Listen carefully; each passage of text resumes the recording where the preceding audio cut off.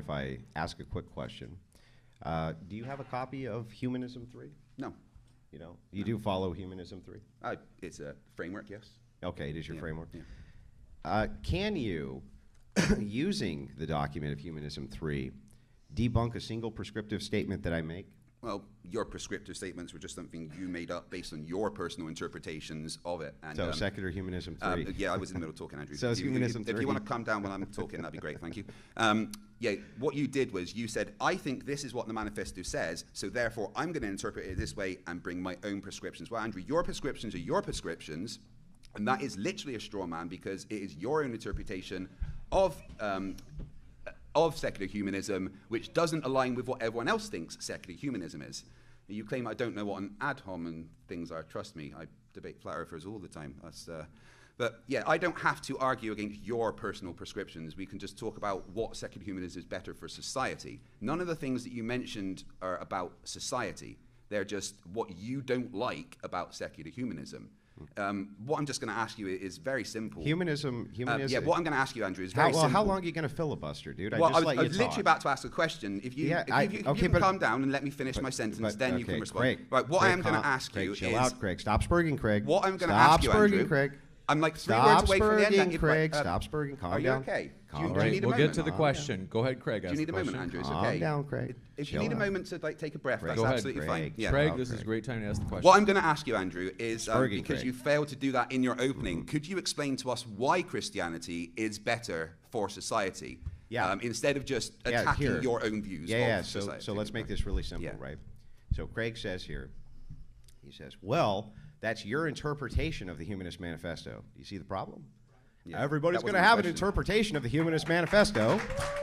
Thus, if everybody has an interpretation of the Humanist Manifesto, including me, we can make prescriptions based on it, Craig. So now I'm making prescriptions based on the Humanist Manifesto for what? Society. Okay? You are asking about Christianity. I told you that Christian ethics are better for society because I can refute the prescriptions made in the Humanist Manifesto that I just made in the Humanist Manifesto. You, Craig, cannot refute a single prescription I made off a single tenet in the Humanist Manifesto using your own manifesto. Do you understand that? Yes, Andrew, I completely understand so that. So doesn't that have a society entailment, a societal entailment, Craig? Would you like me to answer the question, or are you just going to talk when I talk? I can't wait. Go ahead. Do you need a minute to calm down? It's fine. We can take 2 minutes, and you can... Yeah, it's fine. Yeah, get to the answer, please. Yeah, so again, what you haven't done is explain why Christianity is better. You just said, I think it's better because I don't like secular humanism. That's not explaining why Christianity, what ethics, what morals about Christianity make it better for society. What you've done is simply attack secular humanism. You haven't given me a single reason why Christianity specifically is better. What you said is Christianity is better because I don't like these things about secular humanism, and I want you to tell me why these things about secular humanism is bad. But Andrew, you aren't here to attack secular humanism. You're here to defend Christianity. So you failed to do it in your intro, so can you just give me a single reason specifically without attacking secular humanism, because that's what flat earthers do. You're acting like a flat earther.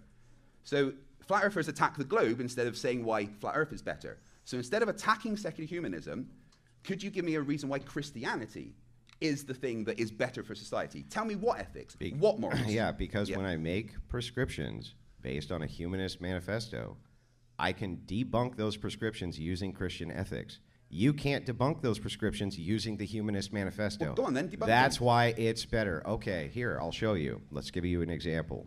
If we can go through these, we can get through Well, that'd be wonderful, yeah, because what I would like to hear is reasons why Christianity is better, not reasons why you dislike secular humanism. This isn't about feelings, this is about reasons. Let's do this, perhaps, so that we're not talking past each other. Are you willing to steel man my argument here? Can you steel man it? Well, your argument would be based on your particular version of Christianity, which is, which again? Can you steel man my argument, Craig? Which argument? The one I just made, Craig. Your argument is you don't like secular humanism. These are the things I don't like about secular humanism, so I'm going to say secular humanism can do these things, and that means that secular humanism is bad. That's what you said, Andrew. You have given me a list of things that you think you can prescribe based on the Humanist Manifesto, right? That's what you've done, correct? Right? So therefore, you are saying, well, these are the prescriptions that I think I can give based on secular humanism. Why do I think Christianity is better? What's my argument? Christianity. You haven't said yet. You've said what you've said, Andrew, is that Christianity can debunk these things, but you haven't explained how it can debunk them. Okay, let's give me specifics here. Related to Christianity. Let's do it. Debunk the things about secular humanism you don't like. Because so far you've given me no reasons why Christianity is better. Greg, I'll do it. The prescription for one. Do you agree that the first tenet for secular humanism is knowledge of the world is derived by observation, experimentation, and rational analysis? That's what I said if we go back to the slide, which you didn't present any. Why do I need to present a slide? Well, it's because we've got a big thing up there to present slides, and I thought it'd be nice to. I have a slideshow. So anyway. Yeah, because one of us prepares for the arguments. The other one, I didn't prepare for the arguments because I didn't have a slideshow? Yeah, Andrew, you've done a million debates like this. This is my second. I thought I'd do some research and prepare and, give something for the audience to look at. But, can we get back to this? So, yeah, do you agree, yes or no, tenet one, knowledge? I did say yes. Maybe you have problems hearing, but carry on. Craig, you need to calm down, bro. Oh, I'm fine. I'm waiting for your... calm down. What I'm doing, Andrew, is I'm waiting for your argument, but you're yet I just want to make sure that we're clear. Yeah, we are clear. Okay, you haven't yet given an argument for your position. Okay, so my prescription to that, Craig, is the birth rate is low, therefore all women must be forcibly bred, and experiments must be conducted on them to maximize fertility and thereby maximize human flourishing because science, and that is good.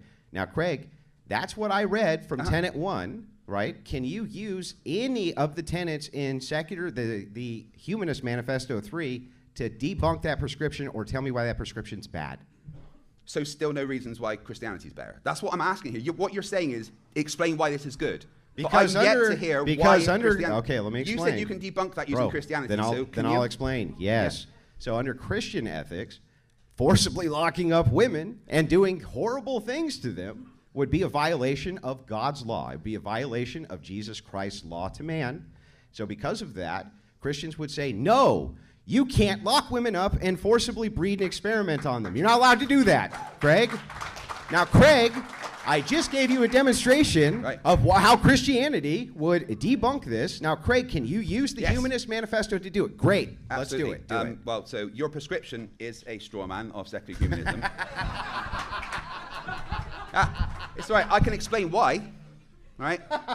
Because secular humanism doesn't say, you've gone that there's a low birth rate, therefore we have to do this. Secular humanism doesn't say there's a low birth rate. Read the tenet again for me. It says, knowledge in the world is derived by observation, experiment, and rational analysis. And then what was your prescription? My prescription, based on my interpretation of this, is that the birth rate is low, therefore all women must be forcibly bred. Experiments must be conducted on them to maximize fertility and therefore maximize human flourishing because science, and that is good. So you're saying that secular humanism makes a low birth rate? No, I'm saying that the interpretation here prescriptively and what I'm reading is that this prescription would not in any way counter that tenet. Well, the fact that there's low birth rates isn't a bad thing. It's not low birth rates, it's lower birth rates. Is locking women up and breeding them a bad thing? No, we wouldn't. That's not a bad thing? Or it is a bad thing? When I'm in the middle of a sentence explaining something, that's when you be quiet and listen. I know you're used to talking I know. I'm way out of line, Craig. I know. Yeah, but if you let me finish my thoughts, it would be helpful. If I can finish what I'm saying. Okay, go ahead. So secular humanism is about harm, and locking people up and doing experiments on them is causing harm, and they wouldn't do that. A lower birth rate doesn't necessarily mean that things are bad. It just means that there is less people than having lots of people. Now, an extremely large birth rate has many problems. So we can look at what large birth rates cause: poverty, broken families, people being homeless, lots of things like that. So there's no reason secular humanism would, if there is a low birth rate, go and then lock people up and experiment on them, because that is not necessarily a bad thing. And having a slightly lower birth rate can actually help humans flourish. As a secular humanist, we're all about human flourishing, and having a slightly lower birth rate will actually help because it allows better standards of living, less poverty, less problems, less children being abandoned, less family and societal problems from having too many people around. So you have come up with your prescription, which is a prescription I don't agree with. So I don't have to accept your prescription.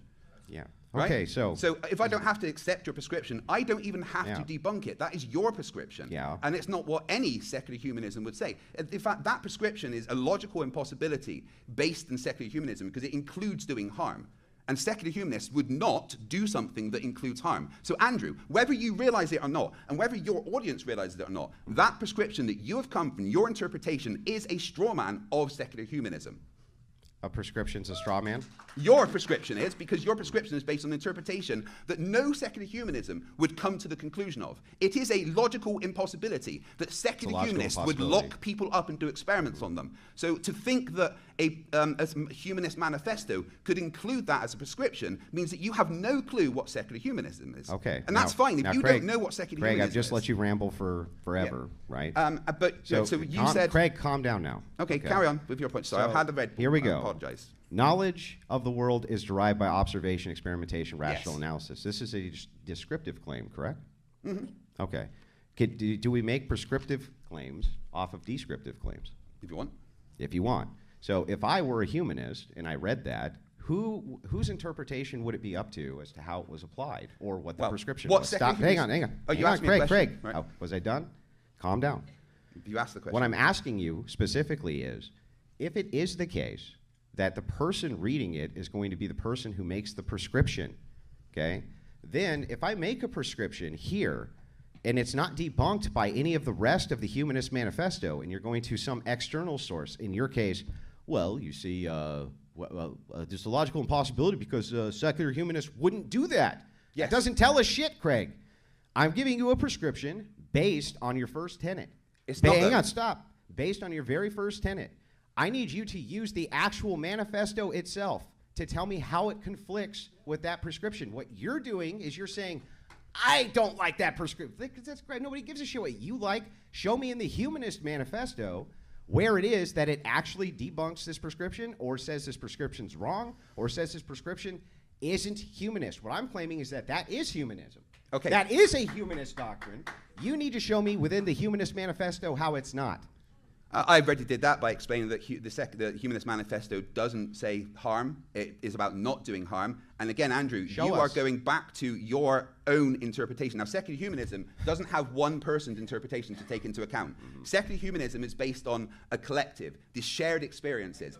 We don't take the Bible. We don't take one person. We need you in the audience to remain quiet, please. We don't take one person's interpretation and say that's what we're going to stick to. Okay, we don't go, this is the thing that we say because this person wrote this and that is what we stick to. As humanists, we have collective experiences. We will get together and say... Do you write them in a manifesto? Yes, because that's a group of collective experiences. No kidding. You have collective experiences and you put them in a manifesto. So what we would do you want me to answer the question or are you going to jump in and let me... How long are you going to take to answer the question, Well, I let you talk for a while to give the question, Craig, so let me answer. Are you afraid of me answering the question, Andrew? I just want you to actually I'm trying use to... the Andrew, if you're manifesto. afraid of me answering the question, just say so. Just Let me use pull the you apart. manifesto. If you're afraid Craig. of me answering the question, then that's hold fine. on 1 second. Let me pull you apart just to reset here. Andrew, can you ask your question one more time? Yeah, it's really simple, okay? Yes, I agree. You guys all have collective experiences, and you put them in a thing called the Humanist Manifesto, which you just agreed to. Using this Humanist Manifesto of your collective experiences, I gave a prescription. Can you also use that Human Manifesto to debunk that prescription? Tell me why that prescription's wrong using the manifesto itself. I think you can't. I think you can't do it, Craig, because it doesn't tell you shit. It doesn't tell you anything. Once again, go ahead. Show me. Show me in the manifesto itself where that prescription conflicts with humanism. Because I'm saying it's a greater form of humanism than your humanism. Are you done? Yes. Go ahead. Okay, now take a deep breath and let me talk, okay? Good boy. There we go. Calm. Right. Once again, the Human Manifesto says no harm. It's about not doing harm. It's about human flourishing, okay? I'm not going to use the exact words because interpretations are a thing. But as secular humanists, we would get together and say, how do we deal with this thing? It's not a particular prescription of things that you have to do. It is an ethical framework. You would take the framework and you would say, how do we deal with this problem? You would get together as a society and using our shared experiences, empathy towards each other, the want to do less harm, how do we deal with this issue? Secular humanists do not do harm. That is the idea of secular humanism, to not do harm, to flourish. So I'm going to use the principles. I don't have to use the specific manifesto, because I could just get into the Bible and ask how stoning people on the Sabbath because they went to work is good for society, or how not letting women speak. Andrew, your Bible says that you can beat your slave as much as you want, as long as they can get up afterwards. That comes for a good society. No, I can tell you why Christianity is not good for society, right? But you have not given me any reasons to do it. What I'm not going to do What I'm not going to do is engage with your personal interpretations of secular humanism, because personal interpretations don't matter. Collective decisions as a society is what matter. So you, individually deciding this is the prescription of secular humanism, is not how secular humanism works. Perfect. And what you've done is said, we have got a set of rules, by God, that we can set out by. We've got a normative authority to go to. But that normative authority also drowned the entirety of humanity, because he didn't like what they were doing. Mm-hmm. To use a normative authority that is a psychopathic deity is a very silly thing to do. We don't need a normative authority. We need collective experiences and how that will affect humans in the future. Got it. So I just want to make sure. I'll steel man. Wait for the applause. Come on. Thank you. Let's hear some real applause.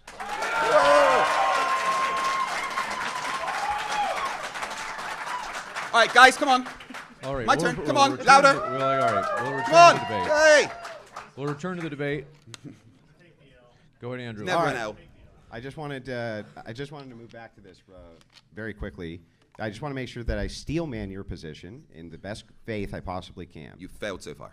Okay, that's why I'm trying again. So let's say you're very trying, yes. When you say it's the collective experience of us that matters, yes, in the interpretation of this framework. It's the collective experiences and how that relates to the framework. Okay. In the collective experience of these people utilizing this framework, they would be able to utilize this framework to debunk that prescription, correct? I just did. You utilize collective experience to debunk my prescription. Yeah, collective experience of people being locked up and kidnapped and experimented on being a shit thing to do. The collective experiences would say that humanity wouldn't do that, because the collective experience of humanity knows that that is a bad thing to do that causes harm and doesn't help people. There is no way that secular humanism would lock people up and experiment on them, because that causes harm. Secular humanism does not cause harm. We would not find a solution to something that includes purposely causing people harm. So you are coming up with this prescription because you do not understand what secular humanism is. I do understand. You seem to think that secular humanism is anything. When I ask a question, please don't take 2 minutes, right? Just give a quick answer. If you watch a lot of shorts, should I play like a video of like Subway Surfers as I talk at the same time? Is that going to help? So anyway, back to this. The reason is because we can't get anywhere. If you filibuster on a single answer forever and ever and ever, again, if you've got a short attention span, Andrew, that's not my problem. So the point is that if it is the case that it's just due to collective experience, using this as just a framework, what's to stop the collective experience from making prescriptions just like mine, based on whatever their collective experiences are? It's a logical impossibility. Stop. You asked me the question. Well, can I finish asking it? Okay. Okay, so anyway, what's to actually to stop the collective from coming up with, well, for one thing, they can change the manifesto itself, right? It's already been changed multiple times. So is the Bible, multiple times. Nobody's disputing that. But what I'm saying is that inside of this, if you have a collection of people who say, for instance, to, I don't know, lock up all children, right? Prescriptively, that's what humanists decide is going to help the most when it comes to knowledge of the world being derived by observation, experimentation, and rational analysis. They're using rational analysis to determine children need to be locked up until they get to a certain age. What inside of the Humanist Manifesto itself is demonstrating that that should not happen? What is it? What can you point to anything in it? The reduction of harm. Andrew, you keep where is it? Where is it? Right, again, where is it? I'm not going to use the exact words that are in it because they're not in it. Because they're not in it. Right? I'm not going to use the exact words. We're going to use what it represents, and what it represents is to not do harm. You keep coming up with things that are harmful, right? Let me get this through to you. Secular humanism will not do something that purposely causes harm. You keep saying who determines what harm is? Can you let me talk? Who determines what harm is, Craig? Collective experiences and empathy. So if collective experience says this isn't harmful, Collective experiences say that it is harmful, though. That is what collective experiences But what if it show. didn't, Craig? But what if the collective experience of these people But they says do, that's Andrew. not harmful? But they do, Andrew. But if they didn't, though? Right, well, in the same way, what if God said that you could do whatever What you if he want? did? Answer my question. Well, but collective experiences don't. It's a logical impossibility. Under the framework... The unanswer of the first question loses, Craig. Answer my question. Under the framework of secular humanism, that is a logical impossibility to do, right? I do not have to answer things that will never happen. Let's start with what does logical impossibility mean? It means that it's something that is logically impossible as a conclusion. You can't use the words to describe the words, Craig. Yes, you can. What does logical impossibility mean? It means that it is something that would not come as a result of conclusions of what's happening. If you look at the overall, if you look at the overall conclusions of what secular humanism gives, and look at that, the outcome it would be a logical. My question is, what does logical impossibility mean? I'm trying to answer.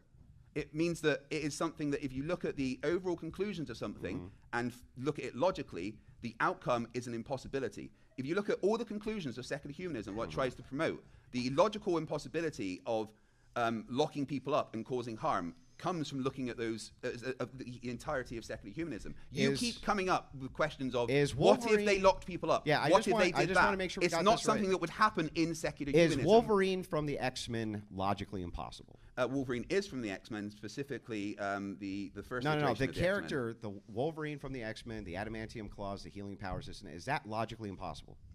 Using Copenhagen's interpretation of quantum mechanics, no.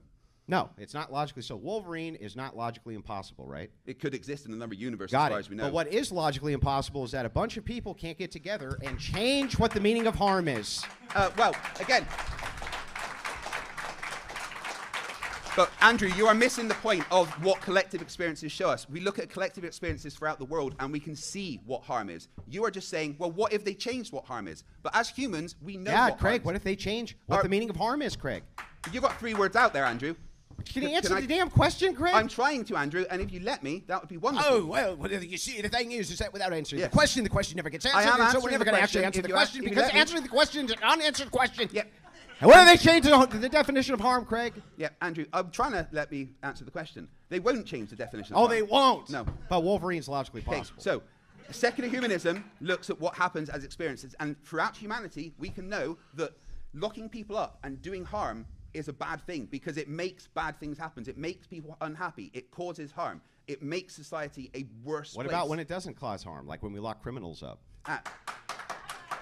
So, the idea of locking criminals up, at least in the decent countries, does it reduce harm, Craig? Yes. When you wait. So you just saying locking people up is going to reduce harm? Well, Andrew, not am I allowed really, to talk? right, Craig? Am I allowed to talk? Well, Craig, Andrew, am I allowed to talk? Andrew, am I allowed to talk? Yes, Craig, you're allowed Andrew, to am I allowed talk. to talk? Yes, Craig. Right, Andrew. But how long are you going to talk? Andrew, am I allowed to talk? For how long at once, though? Okay, so you are being a flat earther here. You're being an ethical flat earther. What you're doing is you're not allowing the other person to talk and just laughing. That's because you won't answer any questions. I'm trying to answer the questions, but every time I do... That's not answers filibuster. No, you don't understand it as answers, Andrew, maybe because you're not a very intelligent person, but I'm not sure... One day, Craig, I'll get to your level. Oh. So would you like me to answer any of your questions, or are you going to let me get 3 words in? the answers. Here's the thing. I'll make a deal with you. If you treat this in good faith, and you actually answer my questions, I'll actually answer yours. But don't filibuster. I'm trying to. Hang on. Don't filibuster and don't lie. Simple. Is it not the case that people change what the definition of harm is all the time? And by necessity, they have to do that, Craig, right? You have to change what the definition of harm is. So when you say, Andrew, it's logically impossible that people would change the definition of harm so that you could lock women up to do X, Y, Z to them, that's not actually logically impossible, is it? Under the tenets of secular humanism, yes, it is. Then show me where. Secular humanism is about not doing harm and making show me things where. unhappy. Show me where in the humanist document it conflicts with this, since it says we can change our definition of what harm is anytime we want. But the definition of harm is what it is. We know what harm is. No, we don't know what harm is. Yes, we do. Our collective experiences show us harm. If we make people unhappy, if we make people hurt, we make them die, we make them injured, that is harm. And as society, we can get together and say, well, we don't want those bad things to happen. What makes people depressed? Yeah, but what makes people... Andrew, I am in the middle of answering your question. And it can reduce harm, too. Right. Andrew, I will answer your question, but you might need to let me get there. Go ahead, to Craig. set my stage. Go ahead, Craig. Right? Calm down. The problem is that you do not want to hear the answers. You just want your Craig, script stop to be... talking. I'm not going to stick to your script. Get to the answer. Go. Right. Do not talk. Let me answer. Because I've let you yap for ages. Good boy. Right. So, doing harm is, everyone knows what harm is. Everyone knows that harm No, that's what's in question. See, here we go. That's literally what's in question, is whether or not everyone knows what harm is. I'm trying to lay the foundation for my answer. If you let me get more than 3 or 4 words out, a few sentences at a time, Andrew, then this debate can happen. But you just want to overtalk me. I'll give you a chance, Craig. Go ahead, 30 seconds. Thank you. Right. So, as a collective, we can get together and say, what makes you unhappy? What makes you hurt? What stops you from advancing as a human? And that is harm. We can get a bunch of injured people together and say, how did that happen? This is harm. How do we stop these things? This is harm. What makes you unhappy? This is harm.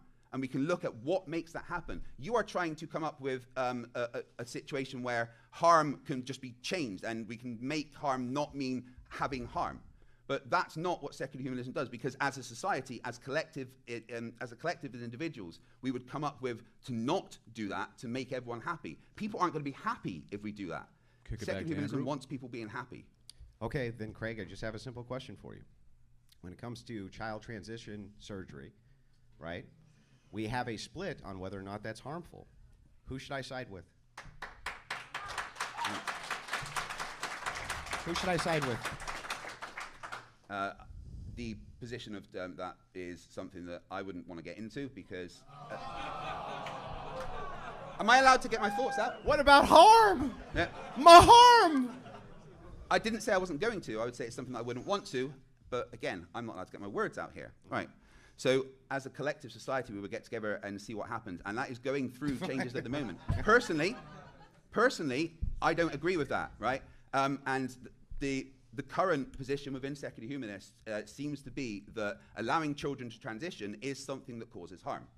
Right? That is the position that I personally hold when I look at the evidence, and what other secular humanists are saying is that allowing children to transition causes harm, because children are not at a place where they are able to make that decision. Their brain is not fully developed, and especially people with, we look at neurodivergence, neurodivergence actually have a much higher percentage of wanting to transition and things like that, and that could be an effect of them being neurodivergent. So we have to look at individual cases, but personally, children in transition, because they are not ready to make that decision, their brains aren't fully developed until they're like the age of 25. So letting children do that before they have the ability to is in itself causing harm. So then what's going on here, is just so you understand, I just demonstrated something very important to you. You said we know what harm is. Yes. Our collective experience demonstrates what harm is. Then I ask you a simple question. There's 2 different collections of people right now. One who believes that this is very harmful, and one, like you, who believes it's not very harmful. And which one of those is secular humanists? Which one of those? Well, humanists themselves disagree. Well, Matt Dillahunty, who's a humanist, for instance, is right as we speak probably sucking lady balls, right? Like that's actually true. So Matt hang on, stop. Matt Hey, Dillahunty stop, bro. It's my turn, bro. My turn. Calm down. I'm Calm not down, Matt bro. Dillahunty. Calm down. It's my I'm turn. not Matt Dillahunty. Calm down. Right? I didn't say you were. Right. I'm not going to run away from a debate. I didn't say you were. I didn't tell you to run. Okay? I didn't tell you anything. Calm down. Right. So anyway, back to where we were. What I'm saying is, he's a humanist. You're a humanist. Clearly, you fucking disagree about this. Does Matt? Stop, bro. Just ask a quick question. Does he say specifically that he thinks children should transition? Craig, calm down. I'm just asking a question. Is that what he says? Yes, but anyway, calm down. I don't think that's what Matt says. Humanists themselves, okay? Humanists themselves disagree. Which ones? Stop, bro. Would you chill out for 2 seconds? They themselves disagree on even what a man is. They disagree on the prescriptions for children. No, they don't. Yes, they do. And they disagree about all of these things within the very same framework you're talking about. The thing is like, that's fine. You can grant that humanists can disagree. As the peanut gallery was telling you, you can make the same criticism about the Bible. Theologically, people disagree all the time. Totally fair argument. What's not a fair argument is for you to say that it's logically impossible for us to redetermine what harm is under humanism.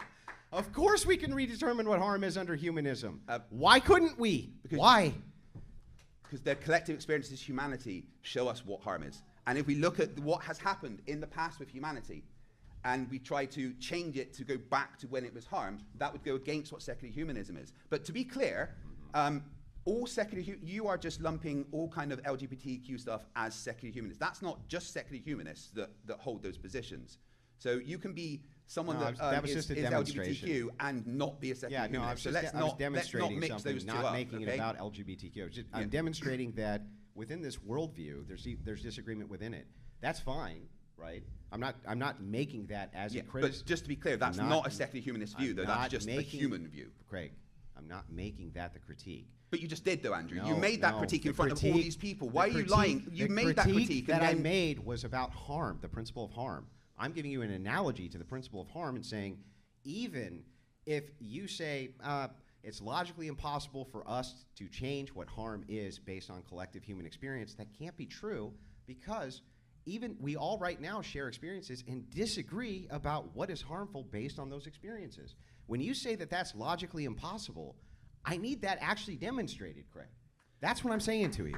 Humanity demonstrates that, Andrew. How? Because of what has happened to humanity throughout history, right? That is what lets us decide what is harm. Let's look at the last 200 years and the amount of harm that has happened, the amount of wars that have happened, the amount of bad things that have happened. We can look back at the past 200 years and go, well, what about that has caused harm?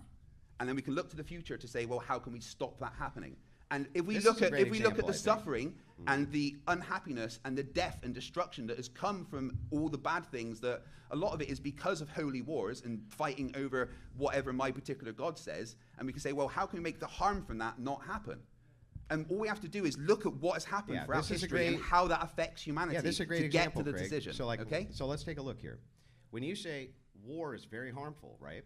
At the same time, you also say population reduction is actually probably pretty good. I didn't say population reduction. Let's be okay. clear. I said I said a slightly lower birth rate is not a bad thing. A slightly lower birth rate still increases population. The birth rate is going to go down if more men are dead, right, Craig? Yeah, because war's bad. Okay, great. So since we've established that, if I say I think that actually these wars cause less harm to society because, well, it got the population down, and that actually is good for us long term. I have now made an argument for how I've reduced harm. Craig, if you disagree with that harm principle, right? We both disagree with it. That's not what I said. Would you chill out for a second? If we both disagree with that harm principle, right? Our collective experiences can come to wildly different conclusions. If that's the case, I need you to have something I can default to look at, which would descriptively tell me why it is my harm principle or what I consider harm to be is wrong. But I have this thing called the Bible and church authority. You have a Humanist Manifesto to answer those kinds of questions. Where in the Humanist Manifesto can I find out that if I want to, I don't know, lock all the women up and breed them, that's actually morally wrong? Okay. Craig, where? So, you are misunderstanding what the manifesto is for. The manifesto is a guideline. And then based on that guideline, people will get together and make decisions. Nobody is going to make a single decision that everybody then follows, like in your screwed up version of the world, where you can refer to a magic sky daddy as the absolute normative authority. It's ridiculous. Instead of our earth daddy? Right, instead of your earth daddy? You notice how I let you talk. Oh, I can't believe God did that. You notice how I let you talk, Andrew. You notice how I let you talk. Go ahead, right. bro. Go ahead. So once again, we don't need a normative authority. We don't need a one set of particular rules. What we need is a framework that we can get together and discuss to assess what is going to happen. We don't need a one particular person or one person's interpretation or one divine commandment to follow. We don't need a normative authority? No, we don't. Why would we? Well, I don't understand. When you have a collective of people who decide based on your manifesto and they're interpreting it to give you prescriptions, what do you call that? Not a normative authority, because what is it? It's not. What is it? It is a framework that you would get together and discuss. No, not the framework. I'm not saying that the framework is your normative authority. Like you said, that's a framework. Yeah. All the people who get together to decide the prescriptions based on the framework would be referred to as a normative. No, that normative authority is a single thing, right? Not a collection of people. Do you know what a normative authority even is, Craig? Give me your definition of it, then. No, Craig, I'm not going to give you your definition for normative authority. What is it? It's a single prescription for something coming from a particular set of rules. Look it up real quick, Craig. Oh, I'm going to stop. I'll stop. Right, tell me if I'm wrong. Pull up normative authority. Right. Yeah. Tell me if I'm wrong. So normative, philosophically, right? It's like an ought claim, right? What we ought to do. Yeah. If you have a normative authority, what is that doing? It's an authority expressing what you should be doing. So in the church, right, we would be referring to our ecclesiastical authority as our normative authority, meaning here's our framework, here's our church framework, this is our normative authority telling us what we ought to do. Same thing with the Bible, a normative authority telling us what we ought to do. If you have a bunch of people who get together and they make prescriptions based off of this manifesto that you're supposed to follow, those would be called what? Okay, right. What would they be called, Craig? I can see I'm wrong. What would okay, got right. it. Okay. So hang on. Right, And by the way, that's the first time ever. Congratulations, Craig. I want to be clear. Congratulations, Craig. Right? Woo. I want to be clear. Right? This is only my second debate within this field, and I might not be completely up to date on all the vernacular and everything. So if I get certain words wrong and stuff, hey, I'm going to hold my hand up. And I'm not going to hold it. I'm not going to hold that against you, dude. Right? So I'm not going to hold it against you. Go ahead. The point I'm trying to make is, instead of going to like a single position, like the God says, right? Instead, what we do is we get together and we decide collectively based on what we feel is better to stop the harm. Okay? And that's a normative authority. Okay, right. I can see that I was wrong on that point. Absolutely. Yeah. That is normative authority. My whole point here isn't to beat you up about being wrong in a debate. I'm wrong in debates all the time, just not in this one. What I'm saying to you here, Craig, is just this. If you have to have a normative authority, people who get together who make prescriptions, right? What they're doing is they're using your framework. So in Christianity, we would do the same thing. We're going to use the framework of the Bible, the teachings of Jesus Christ, and then we're going to have a normative authority, an ecclesiastical structure, which helps interpret that framework so that we know what we should or shouldn't do. Now, this is the same exact thing you're doing, but the thing is I can use the framework, which is the Bible, to debunk the prescriptions that I've made against the manifesto. You can't do that with your manifesto. That's my point. Right. Again, you're using the manifesto wrong. Okay. And I've explained why, and I do feel like we're just going round in circles. No, this is actually important. Right. I would like to actually know how I'm using it wrong. Go ahead. I'm trying to, because again, it's not a set of rules like the Bible, right? Like that's not set out the same way. It's not saying this is exactly what you need to do. Right. It is something that we will get together as a collective and say, right, and this is how we think will make a better society. And if something in society happens and we need to adjust that, we can adapt as society evolves.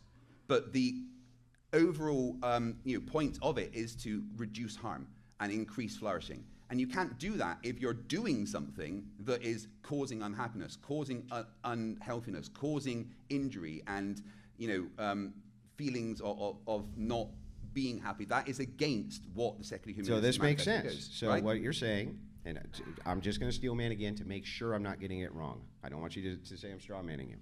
What you're saying is that this framework, which is Humanist 3, the manifesto, this is a framework which is not giving prescriptions, but rather it's a framework which is used by a collective body to give prescriptions, right?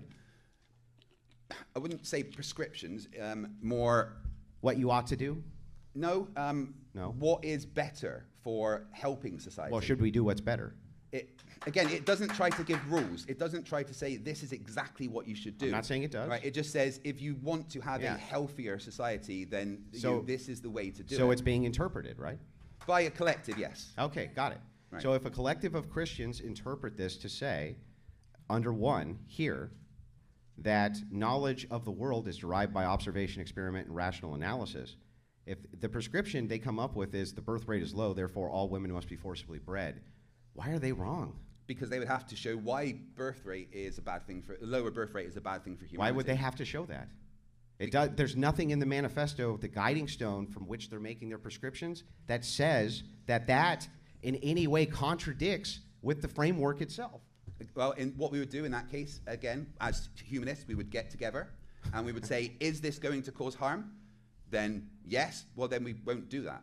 Yeah, I know. So what if they got together and said, actually, I think that this will lower harm? what if God said lock people up? Yeah, no, but what if they said... Yeah, but what if God said it was okay to do it? What if he did? So anyway, so would the you, prescription... right, so let's ask, because you're just moving the goalposts. Yeah, that's fine, but all you've done so far is ask me questions about mine, right? So I'm going to ask you questions about yours. What if God said it was okay to lock women up? What if he did? Let's just say Christianity is a complete lie, all of it's nonsense, all of it's BS. We're talking about the effects of society. So you're trying to get rid... Yeah, okay, so if...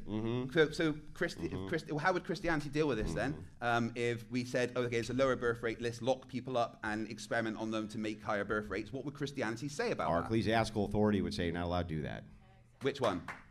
Well, in fact, here's how I would define Christian, if you want to make it easy. It's people who believe in the Nicene Creed, people who accept the Nicene Creed. All people who accept the Nicene Creed would now fit on the category of Christians. All of them would have the same moral framework, which would say that this is immoral. And which moral framework specifically, cite me the specific thing that says you can't lock women up and experiment on them to stop a lower birth rate. You mean the Ten Commandments? Yeah, where is that?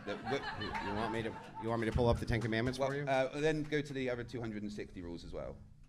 You mean Noahide laws? Well, they're part of Christianity, right? No, not Noahide laws. Well, some Christians would disagree with you. Not the ones who believe in the Nicene Creed. Well, okay, so you are saying that Christians that don't believe in the Nicene Creed aren't Christians? Yes. Well, again, they think they're Christians. That's what I'm saying, but yes. Here's the thing, they think they're Christians. Well, right now I think I'm a humanist, am I? Do you think that... Am I a humanist right now, Craig? Because I made humanist prescriptions. Do you think you're a humanist? Yes. Okay, then you can be... No, there's nothing... No. You can be a Christian. You can be a Christian and be a humanist. There's nothing wrong with that. You can be a Christian and be a humanist. Okay. Right? Then my prescriptions are humanist prescriptions. But if you could be a humanist, a Christian, and be a humanist, because humanism lets you have freedom of religion. But what you're saying right now is, I'm deciding what Christian is, but you don't get to decide what Christianity is because other Christians would disagree with you. And to be clear, you are here to defend all of Christianity, not just... No, I'm not here to defend Christianity at all. I'm here to defend the effects of it on society. Yeah, what you're trying to do is why Christianity is better for society. Yeah. So that means you have to go for all... Would it matter? Hold on, let me finish my point, go please. Go that ahead. means that you have to defend all of Christianity, not just the Christianity that you think is Christianity, because there's a lot of Christians that disagree with your definition of Christianity, but that doesn't matter. As a Christian, you still you are here to defend every version of Christianity. That includes the Christianity of Ethiopia that hold the ancient texts that you don't believe in, because they still call themselves Christians. They're still better for society than humanists. Like, what are you talking? All I'm here to do is to defend whether or not. Craig, my turn, Craig. All I'm here to do is to defend the effects on society of Christianity versus humanism. Right, so let's look at that. Stop. I'm arguing that there is no real effect from humanism on society because it has this intrinsic problem. The problem is... Doing no harm. No. I went through it in my intro, right? Craig, chill out. But let's look at Christianity. Craig, chill out, Craig. Andrew, right. I just let you talk, Craig. Andrew, all you've done so far is attack. One second. I want to... Go ahead, Andrew. Yeah, thank you. So what I'm saying to you, Craig, is that because you suffer from this problem of your framework, right, has to be interpreted by your authority, which is the same exact criticism you're levying against Christianity, by the way. You say it's logically impossible for the definition of harm to change because collectively we're just not going to change it. Well, no, I said it's impossible Craig, to change to your definition of harm. Give me 10 seconds. Well, if you strawman me, I need to just let you know that, that's not what I said. Okay, calm down. You get a chance. So I didn't say that. Okay, so just get a chance, Craig. Calm down. I'll give you a chance to wrap up, Andrew, and then we'll kick it back to Craig. Yeah. So anyway, the point here is that when I look at society, I don't see any effects from humanism. I see a lot of effects from Christianity, and a lot of them are really positive. Your humanist effects don't even exist because all you're saying is this.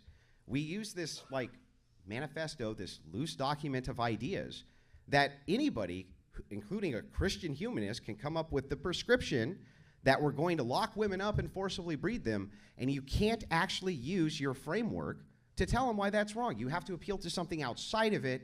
In this case, I don't know, loose libertarian print. Like, I don't know what principles you're even adhering to outside of it that make you a humanist now. Let's kick it back to Craig. Right.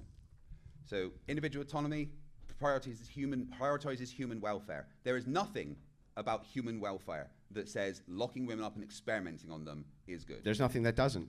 Well, there is, because it's human. It's That is against ethics and justice. It's not. It's not. Where? Show me where it says that. It advocates for human rights, and humans have rights. Yeah, what does that mean, though? It's nowhere in your document. Again, these are things that you can, from the Humanist Manifesto, gather. And no, you can't. I have it in front of me. Right? I interpreted it totally different. But then you don't get to individually decide what that is, though. Why not? Because you're not a collective. You're a person, Andrew. So, right? so let's look at let's look at Christianity, and let me ask you some questions about how Christianity is better for society. Okay. How is stoning people to death that work on the Sabbath better for society? Does anybody in any Christian nation stone anybody to death? It doesn't matter. The Bible says that you can. Does anybody? Are we talking about whether the Bible's true or the effects of Christianity on society? Now, is there a single society which is Christian where they stone people to death, That Greg? wasn't what I said. So then what the fuck are you talking about? So, but the Bible says that you can do that, though, right? So if we say... If the Bible says you could do it, Craig, why aren't Christians doing it? A lot of them do. Where? There is Where? There is many horrible Christians around the world. There is a Christian family that I was reading about where they had... Can I see a show of hands for all the Christians who are here who do have you- ever stoned anybody to death? Do you want me to speak? I want to give. You look like the I wanna type. Give Craig a So, chance. am I allowed? Right. Go ahead. Just Let's because give you Craig a don't chance. do that now doesn't mean that Christianity doesn't say that that's okay, right? You're not here to say, well... Then why aren't they doing it? You aren't here to say, well, why aren't they doing it? Yes, I am. I'm here to say the effects of Christianity on society are better. You want me to demonstrate You aren't it? here to... Look, I got five words out. Do Five A, words- B, C, D. 5 words out. I got 5 words out, people. Can you just show me where they're stoning? I got 5 words out, people. Where are but Christians stoning little boy people here, to death? Andrew, can... Where are Christians 5 stoning words. people to I got death, 5 bro? words out, Andrew. Okay, go ahead, Craig. Tell Thank us you. where they're stoning people to death. Right, okay. So the Bible says that you can stone people to death. The Bible says that you can beat your slave until it's fine until he gets up. The Bible says that women shouldn't vote and read and all of that. So it doesn't matter that that is not particularly what happens now. That is what Christianity says is okay. So you should be able to point to a bunch of Christian countries where women can't read, right? Did I get my question out, Andrew? Well, okay, go ahead, Craig. Yeah, okay. Go ahead, Craig. So take a deep breath. Yeah, I'm Right. sorry I interrupted your interruption. Go ahead. Right. So Christianity has the Bible as its guidelines. And the Bible says that you can do these things. Whether or not that happens now is because people are moral in general, but it doesn't matter. Christianity specifically says that you can do these things and it's okay. So yes, it does. The Bible absolutely says that you can beat your slave. That is, it Craig, I'm willing to engage with each of these. So Go let ahead. me ask you, how does those specific things that the Bible say that you can do make it better for society? How does suppressing women's rights and women's ability to read and talk, how is that better for society? Because the Bible says that you should do that. Okay, so let's take them one at a time. There is no Christian nation I'm aware of where women are getting stoned I didn't to ask death. about Christian nation, let's be What- clear. what's But the- can you answer my question? Well, I is the said, debate- how does the Bible... Yeah, is the debate over whether the Bible is true or is it the effects of Christianity on society? No, it's not. It's about which is better for society, Great, not it's the which effects. is better. So let's go over to which is better. When you're talking about what is better, when he says the Bible makes prescriptions that you can stone people to death, the Bible makes prescriptions that women be oppressed. The Bible makes prescriptions that women not be able to read. The Bible makes these prescriptions, right? So how are they better Let's for assume society? for a second the Bible does make those prescriptions. It does, yeah. And we just very stupidly, as Christians, misinterpreted all of that to mean the exact opposite, which must have happened because in all of these Christian nations, none of that shit's happening. Nobody's getting stoned to death, Craig, anywhere. Women in Christian nations. Are you sure about yes, that? I'm sure in all Christian nations, women aren't getting stoned to death. Are you All sure? of them. Absolutely 100% I'm sure? absolutely sure, Craig. So you're Now, absolutely Craig, sure? Craig, let me finish, Craig. I'm also sure that in Christian nations, women can learn to read. Where are women oppressed in Christian nations? Where is all this happening, Craig? So either all of the Christians are really fucking up their own documents real bad, or your interpretation of the documents must be really wrong. However, not even interpreting if anything. we're going to assume your interpretation of the documents is 100% correct and all the Christians got it wrong, their societies are still great, Craig. They're fantastic. Nobody's getting stoned in them. No one's getting beat to death in them. Which Christian societies in particular are great? You mean societies where the overwhelming majority of people are Christian? Which ones are they? Yeah, that would be all of the West. All of it. And why are they so good in particular? Because they have an ethical framework which they can appeal to that's unchanging. And is the ethical framework of those countries Christianity? Yes. So Christianity set the ethical framework for all of these countries? Yes. Specifically? Yes. So Now, you want me even to, the ones that would go you like me against to the things that the demonstrate it Bible for you? says. I'll demonstrate it for you. Right. So hang on, I'll explain it so that you know. I still haven't got back to I'm my going question. to explain though. it to you. You just asked me, so I'm going to explain it to you. So your law, the laws that you're working with right now, those come from English common law. Okay, that's where it all comes from. The normative authority around English common law is Christianity. No, it's not. Yes, it is. The very it's not. guidestones for yes, it is, and the very guidestones for which Not anymore. It's not. No. for which you build law. When you're talking, not anymore. I said the foundations. No, The foundations it's isn't- completely changed. Okay, we, so don't, anyway, we do not base Craig, our laws. There's what does nothing, foundation There is mean? nothing in English law now that is based on Christianity. Yeah, I'm talking about its foundations. But we The don't things in which use you that anymore. enjoy- The laws have the changed. things in which you enjoy. Here's how it works. You're When claiming you're it's talking Christianity, about, but it's not. when You're just talking saying about something. a society, when you're talking about a society, the social order is defined by its ethical morals. For instance, Aztecs, who put people on temples and cut their hearts out as human sacrifices, their society is going to be informed Where's the Aztecs by right the now? moral. They're dead because Christians killed them. Oh, that's good. Oh, the Christians killed them. You should have Lovely. left those heathen heart-cutting out people. Come on. But anyway, the point is that from Craig, hold on. I just want to finish one point and then you can Okay. talk. I promise. Okay, finish your point. So here it is. I think, and every reasonable sociologist would think the same thing, that the social order comes from the foundational ethics. So it works like this. Theology is what informs society. And you can see that happen with the political class as well, who comes from society in general. If you have a moral political class, generally speaking, you have a good set of ethics or theology which you can appeal to, right? As we see Christianity being moved out of these nations for secularists, does it look less corrupt? Or does it look more corrupt?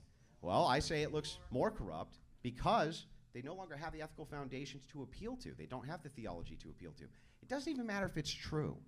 Like, let's say it's all false. All Christianity is totally false, totally fake. They made it all up. It's based on a noble lie, right?